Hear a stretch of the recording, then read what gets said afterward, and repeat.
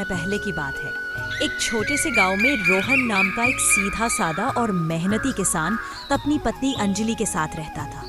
वो जमींदारों के यहाँ मजदूरी करता था तो कभी खेतों में काम करता था, जिससे किसी तरह उसका गुजारा चलता था। समय के साथ उसकी गरीबी और बढ़ती जा रही थी। एक दिन उसने अपनी पत्नी से कहा, हमारा गरीबी बढ़ती जा रही है, अब हमें शहर में जाकर काम करना पड़ेगा। मैं नहीं चाहता कि तुम दूसरे शहर जाकर काम करो। मुझे ज्यादा पैसों की जरूरत नहीं है। तुम जितना कमा कर लाओगी मैं उसी में खुश हूँ। मुझे कम पैसों में ही संसार चलाना होगा, तभी तो हमारी गरीबी दूर हो सकती है। नहीं तो हमें यूं ही एक एक पैसे के लिए तरसना पड़ेगा। शहर में जाओ, लेकिन अपना ख्याल रखना। मैं आज ही तुम्हारा सामान बांध दूंगी। तुम चाहो तो कल ही जा सकती हो। अगले दिन सुबह सुबह रोहन अपनी पत्नी को विदा कर शहर की ओर निकल पड़ा। पूरा दिन पैदल चलने के बाद वह शहर पहुंचा। नए शहर में रोहन का कोई जान पहचान वाला नहीं था, इसलिए उसने सोचा, जैसे तैसे मुझे रात बिताने का इंतजाम तो करना ही होगा। कल तो मुझे काम की तलाश करनी है। रोहन रात बिताने के लिए एक घर के पास गया। ठीक तभी घर का मालिक बाहर आया। तभी रोहन ने उस आदमी से कहा, भाई मैं बहुत दूर गांव से आया हूँ और अब शाम हो गई है। मुझे रात बिताने के लिए थोड़ी जगह चाहिए। अगर मैं तुम्हें नहीं जानता तो तुम्हें अपने घर में कैसे रख सकता हूँ? तुम्हारे जैसे बहुत से लोग इस शहर में काम करने आते हैं।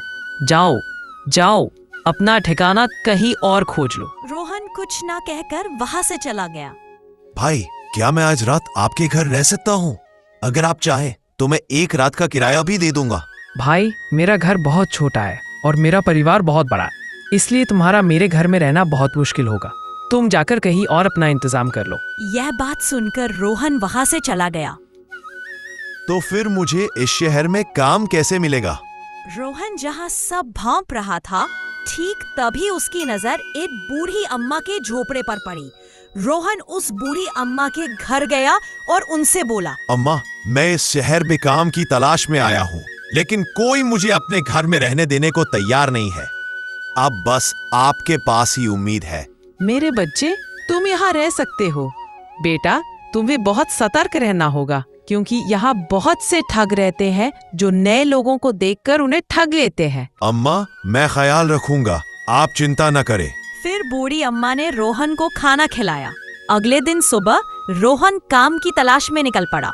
बहुत जल्दी ही उसे एक सेठ की किराना दुकान पर काम मिल गया। रोहन कभी भी सेठ के किसी काम से मना नहीं करता था और हर काम बहुत अच्छे से और मन लगाकर करता था। रोहन की काम के प्रति परिश्रम और निष्ठा देखकर सेठ उस पर बहुत खुश हुआ। इसीलिए सेठ ने रोहन का वेतन बढ़ा दिया। रोहन अपनी कमाई के पैसों में से सिर्फ उतना ही खर्च करता था जितने की उसे जरूरत होती थी, और बाकी पैसा एक छोटी सी पोटली में जमा कर लेता था। उस समय 5,000 रुपए बहुत बड़ी रकम थी, इसलिए रोहन ने बूढ़ी अम्मा से कहा, अम्मा, अब मेरे पास 5,000 रुपए जमा हो गए हैं। मैं सोच रहा हूँ कि अगर किसी वजह से ये पैसे कहीं खो गए या कोई छीन ले गया तो बहुत बड़ा सर्वनाश हो जाएगा। अगर ऐसा हुआ तो मुझे खाली हाथ ही घर लौटना पड़ेगा। आजकल तो किसी पर भी भरोसा नहीं किया जा सकता। शहर में बहुत से बदमाश और खराब लोग रहते हैं, इसलिए अब मेरा घर चले जाना उचित है। बेटा, तुमने ठीक कहा, लेकिन तुम अभी अपने गांव क्यों जा रहे हो? कुछ और दिन क्यों नहीं रुक जाते? अम्मा, रुकना तो मैं भी चाहता हूँ, लेकिन मैं इन पैसों की वजह से ही जा रहा हूँ। बेटा, तुम एक काम करो, तुम इस शहर की मशहूर जमींदार गोपाल के पास जाओ और अपना पैसा उनके पास रख कर आ जाओ, और जब तुम वापस आओ तो गोपाल से अपना पैसा वापस ले लेना। तुम्हारे पैसे रखने के लिए इससे अच्छी जगह और कुछ नहीं हो सकती, इसलिए अब तुम चिंता मत करो। तुम्हारा ये पैसा मेरे पास सुरक्षित रहेगा।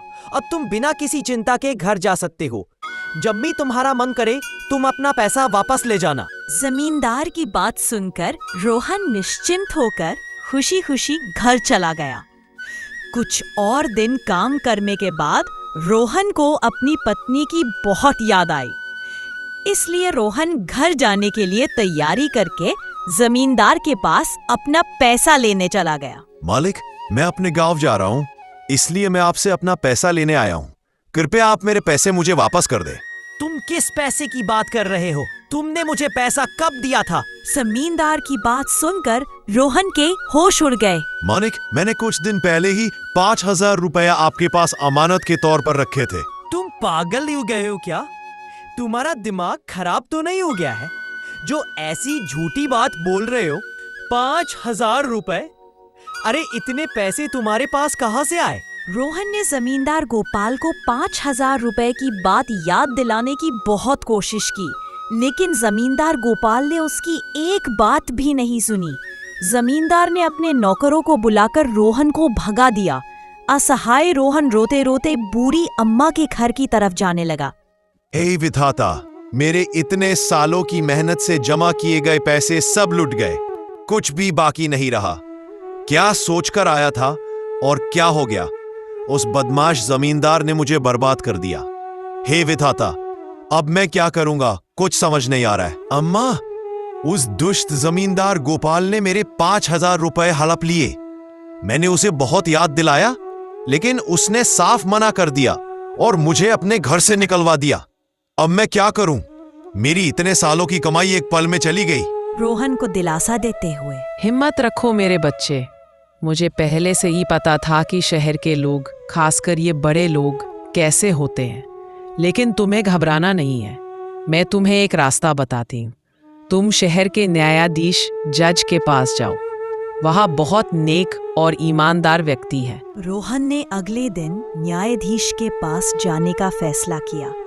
वह पूरी रात सो नहीं पाया और सुबह होते ही न्यायाधीश के दरबार में पहुंचा। हाथ जोड़कर, हुजूर, मैं एक गरीब किसान हूं।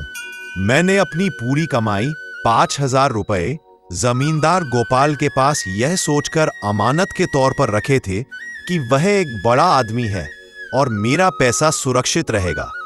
लेकिन आज जब मैं वह पैसा लेने गया तो उसने साफ इनकार कर दिया और मुझे चोर बताकर धक्के मार दिए। ये बहुत गंभीर मामला है। गोपाल जैसे व्यक्ति पर ऐसा आरोप लगाना मामूली बात नहीं। मैं तुम्हें न्याय दिलाऊंगा। मैं गोपाल को कल दरबार में हाजिर होने का आदेश देता हूं। तुम भी कल यहीं आना। अगले दिन जमींदार गोपाल अपने ठाट बाट के साथ दरबार में पहुंचा। गोपाल, इस गरीब किसान रोहन का कहना है कि इसने अपने 5,000 रुपए अमानत के तौर पर तुम्हारे पास रखे थे, लेकिन अब तुम वह पैसा लौटाने से मना कर रहे हो। क्या यह सच है? हुजूर, ये पागल हो गया है। मैं शहर का जमींदार हूँ। मेरे पास पहले से ही बहुत धन है। मैं इस मामूली किसान के 5,000 रुपए क्यों चुराऊंगा? इसने मुझे कोई पैसा नहीं दिया। ये झूठ बोल रहा है। रोहन, क्या तुम्हारे पास कोई गवाह है या कोई सबूत है जो साबित करे कि तुमने गोपाल को पैसा दिया था? नहीं हुजूर, वहां हम दोनों के सिवा कोई नहीं था। मैंने बूढ़ी अम्मा से पूछकर उनके कहने पर ही पैसा रखा था, लेकिन वह वहां मौजूद नहीं थी। गोपाल, एक बात बताओ, जब इस किसान ने तुम्हें पैसा दिया था तब तुमने कहाँ खड़े होकर ये लिया था? हुजूर, मैंने इससे कोई पैसा नहीं लिया। अगर आप मुझसे यह जानना चाहते हैं कि मैं इसे कहाँ मिला था तो मैं बता सकता हूँ। जब ये मेरे घर आया था तो मैं घर के पिछवाड़े में स्थित पीपल के पेड़ के नीचे खड़ा था। वहीं इसने मुझसे अमानत रखने की बात की थी। चुपचाप एक सिपाही को बुलाकर, सिपाही, तुम अभी गोपाल के घर के पिछवाड़े में जाओ और वहां खड़े पीपल के पेड़ से पूछो कि क्या रोहन ने गोपाल को 5,000 रुपए दिए थे। जल्द जाओ और पेड़ का जवाब लाओ। हुजूर, यह क्या मजाक है? पेड़ कैसे बोल सकता है? सिपाही चला गया। न्यायाधीश और दरबार के सभी लोग चुपचाप इंतजार करने लगे। 15 मिनट बाद न्यायाधीश ने जोर से गोपाल से पूछा, गोपाल, मुझे बताओ, पेड़ तक जाने में कितना समय लगता है? हुजूर, अगर तेजी से जाया जाए तो सिर्फ 10 मिनट लगेंगे। तभी सिपाही वापस आया। तुमने पेड़ से क्या पूछा? हुजूर, मैंने पेड़ से पूछा कि क्या रोहन ने गोपाल को पैसे दिए थे, लेकिन पेड़ ने कोई जवाब नहीं दिया। गोपाल, तुम्हारा झूठ पकड़ा गया। तुमने कहा था कि पेड़ तक जाने में सिर्फ 10 मिनट लगते हैं, जबकि सिपाही को जाकर लौटने में 15 मिनट लगे हैं। तुम ये कैसे जानते थे कि 10 मिनट लगते हैं? इसका मतलब है कि तुम अभी अभी झूठ बोलकर आए हो कि तुम वहीं पर खड़े थे। गोपाल का चेहरा पीला पड़ गया। वह समझ गया कि वह पकड़ा गया है। माफ कर दें हुजूर। हाँ, मैंने झूठ बोला था। मैंने लालच में आकर इसके पैसे हड़प लिए थे। गोपाल, तुम्हें अपने किए की सजा मिलेगी। तुम्हें न सिर्फ रोहन के 5,000 रुपये वापस करने होंगे, बल्कि झूठी गवाही देने और एक गरीब को धोखा देने के लिए 5,000 रुपये जुर्माना भी देना होगा। सिपाही, इसे गिरफ्तार कर लो और इसे तुरंत पैसे लौटाने का प्रबंध करो। रोहन खुशी से न्यायाधीश के चरणों में गिर पड़ा। उसे अपने 5,000 रुपए और साथ में 5,000 रुपए का जुर्माना भी मिल गया। रोहन अपने गांव लौटकर अपनी पत्नी को सारा धन देते हुए, प्रिय, देखो, हमें न्याय मिला। अब हमारे पास न सिर्फ अपनी कमाई है, बल्कि हमें अत्याचारी जमींदार को सजा भी मिली। यह सब तुम्हारी मेहनत और सच्चाई की जीत है। लालच और झूठ का अंत बुरा होता है और सच्चाई हमेशा जीतती है। गंगापुर के नामो गांव में मोहन नाम का एक धोबी अपनी वृद्ध माँ सरस्वती के साथ एक छोटी सी झोपड़ी में रहता था। माँ, मैं पहले अपनी चादर ठीक कर लूँ। ठीक है माँ, अब मैं कपड़े लेकर घाट की तरफ जा रहा हूँ। यह बात कहकर मोहन अपने सिर पर भारी कपड़ों का बोझ रखकर नदी किनारे चला गया और वहां कपड़े धोने लगा। चलो, मेरे सारे कपड़े धुल चुके हैं। अब मैं इनके सूखने का इंतजार करता हूँ। जैसे ही कपड़े सूख जाएंगे, मैं इन्हें उनके मालिकों को पहुंचा दूंगा। मोहन ये बात कह रहा था कि तभी गांव के जमींदार का बेटा वीरू वहां पहुंच गया। अरे मोहन, तुम्हारे जैसा निर्लज्ज आदमी मैंने जीवन में नहीं देखा। तुम हमेशा झूठ पर झूठ बोलते रहते हो। क्या हुआ बाबू? आप ऐसी बातें क्यों कह रहे हैं? क्या मैंने कोई गलती की? गलती तुम्हारी नहीं है, गलती मेरे पिता की है, जिन्होंने तुम्हारे पिता को उधार दिया था और तुम्हारे पिता वो उधार चुकाए बिना ही इस दुनिया से चले गए। छोटे बाबू, मैंने आपके पिता से वादा किया था कि मैं धीरे धीरे पूरा कर्ज चुका दूंगा। क्या आप मुझ पर विश्वास नहीं करते? नहीं, पिता ने साफ बता दिया है, 10 दिनों के भीतर ब्याज समेत पूरा कर्ज देना ही होगा, वरना हम तुम्हारा घर जब्त कर लेंगे। मोहन उदास चेहरा लेकर घर की ओर लौटने लगा। अरे मोहन, क्या हुआ? लौटते समय तो खुश था, अब अचानक चेहरा काला पड़ गया क्यों? माँ, आज जमींदार का बेटा घाट पर आया था और उसने माँ को सारी बात बता दी। इतना बड़ा जमींदार होकर भी दिल उसका पत्थर जैसा। पिताजी ने थोड़े से ही पैसे उधार लिए थे, जिसके लिए वह हमारी जमीन भी छीन चुका है और अब घर पर भी नजर है।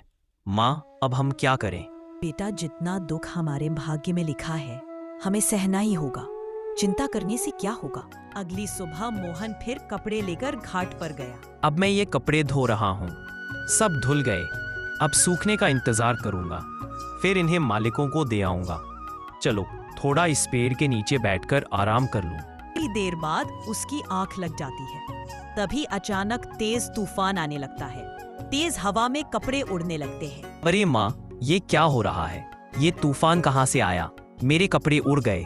मोहन भाग दौड़कर कुछ कपड़े पकड़ लेता है। कुछ कपड़े तो उड़कर घने जंगल में चले गए। अब मैं उन्हें कहाँ ढूंढूं? मैं ग्राहकों को क्या जवाब दूंगा? क्यों भगवान, मेरे साथ ही ऐसा क्यों होता है? वह बचे हुए कपड़े पहुंचाने निकलता है। कमला बौदी, ओ कमला बौदी। कमला बाहर आती है। मोहन, आ गए? मेरी साड़ी कहाँ है? तुम्हारे गुच्छे में तो दिख नहीं रही। बौदी, क्या बताऊं, आपकी साड़ी तो तूफान में उड़ गई। मैंने जंगल में बहुत ढूंढा पर मिली नहीं। क्या तुम्हें पता है कि वो साड़ी मेरे लिए कितनी कीमती थी? मेरे पति ने जन्मदिन पर दी थी। अगर तुम नई साड़ी नहीं दोगे तो कम से कम पूरे महीने हमारे कपड़े मुफ्त में धोने होंगे। ठीक है बौदी, ऐसा ही होगा। मोहन, घर का चावल दाल सब खत्म हो गया है। आज तो किसी तरह संभाल लूंगी, पर कल क्या होगा? माँ, तुम चिंता मत करो, मैं कुछ न कुछ करूंगा। फिर वह बाहर चला जाता है। जब मोहन कपड़े धोने के बाद पेड़ के नीचे बैठा था, तभी उसकी नजर नदी में तैरते हुए एक चमकते हीरे पर पड़ी। कोई नहीं दिख रहा तो मैं इसे घर ले जाता हूँ। मोहन ने हीरा उठाया और घर जाकर माँ को दिखाया। तू नदी में हीरा ढूंढ कर लाया है, इसका मतलब हमारी गरीबी खत्म हो जाएगी। जा इसे किसी जौहरी को बेचा। माँ, यह हीरा हमारा नहीं है, पता नहीं किसका है। हम इसे कैसे रख सकते हैं? बेटा, देख तो सही हमारी क्या हालत है। कर्ज बढ़ता जा रहा है। माँ, चाहे जो हो, हम ये हीरा नहीं रखेंगे। मैं इसे कल वहीं वापस रखाऊंगा। मोहन चला गया, पर माँ ने सोचा, मैं यह हीरा वापस नहीं दूंगी, इसे बेचकर हमारा जीवन सुधर जाएगा। कुछ देर बाद मोहन लौट आया। माँ, वो हीरा दो, मैं उसे जाकर वहीं रखाऊंगा। वो तो मैंने तेरे कपड़ों के बोझ में ही रख दिया था। मोहन बोझ खोलकर देखता है, हीरा वहां नहीं था। हे भगवान, हीरा तो था, फिर कहाँ गया? शायद रास्ते में गिर गया, मुझे ढूंढना होगा। माँ सोचती है, अब मुझे हीरे को जौहरी के यहाँ बेच देना चाहिए। तभी कोई आवाज आती है, मेरा हीरा लौटा दे, लौटा दे। हे भगवान, ये आवाज कहाँ से आ रही है? क्या ये सच में किसी डाइन का हीरा था? वह डरकर तुरंत घाट की ओर भागती है। मोहन बोला, माँ, तुम अचानक यहाँ क्यों आ गई? माँ रोते हुए बोली, बेटा मैंने तुझसे झूठ बोला था, हीरा मैंने छिपाया था, और अभी अभी मैंने एक भयानक आवाज सुनी। कोई कह रहा था, हीरा लौटा दे, हीरा लौटा दे। ले बेटा, ले, हीरा ले जा। माँ, मैंने कहा था ना, ये हीरा हमारा नहीं है, इसे रखना पाप है। माँ ने आंसू पोंछते हुए कहा, हाँ बेटा, लालच में मैं भूल गई थी।